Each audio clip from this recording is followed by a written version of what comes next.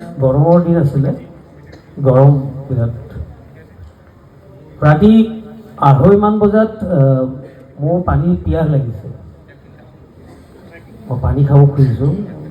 গৰিমা শুই আছে ওপৰত, তাৰ আন্ধেৰীৰ যিটো বাংলো আছে তাতে আমি আছিলোঁ আৰু গৰিমাৰ ওপৰত শুই আছে, কাম কৰা মানুহ শুইছে। আমি দুটাই ৰাতি কেৱল কাম কৰি আছোঁ। মই জুবিনক ক'লোঁ জুবিন পানী খাব লাগিছিলোঁ। এই হেডফোন পিন্ধি কাম কৰি আছিলে, লগে লগে কি বোলে পানী খাব লাগিছিলে। সি তথাৎ মনে আহিছোঁ। সি উঠি গ'ল, গৈ পেলাই দৰ্জা সিফালে সোমাই পাকঘৰটোৰ ওচৰতে, তাৰমানে ভিতৰৰ ৰাস্তাটোৰে পাকঘৰটোৱে প্ৰথমতে পায়। পাকঘৰটোৰ পৰা ফ্ৰিজ খুলি পেলাই পানী বটল আনি মোক দিলে।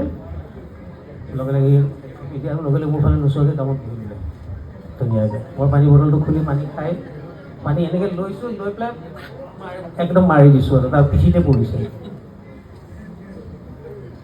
সেইটো ভিনেগাৰৰ বটল আছিলে। ইমান বদমাচি কৰিব পাৰে ৰাতি 2:30-3টা বজাত।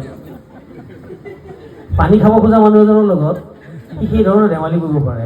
কাৰণ ভিনেগাৰৰ নৰ্মেল প্লাষ্টিকৰ বটল আছে, মই বটল পঢ়াৰ কথাই নাথাকে, কাৰণ ফ্ৰিজৰ পৰা আহিছে যিহেতু বাহিৰত এই ভেপাৰটো লাগি পেলাই মানে ধোঁৱা এইটো পানীৰ সেইটো আছেই আৰু ধুনীয়া ঠাণ্ডা হৈ আছে। পানী বুলি লৈ লৈছোঁ আৰু লগে লগে তাৰে 2 দিন ধৰি মই দাঁত টেঙাই মই একো খাব পৰা নাই।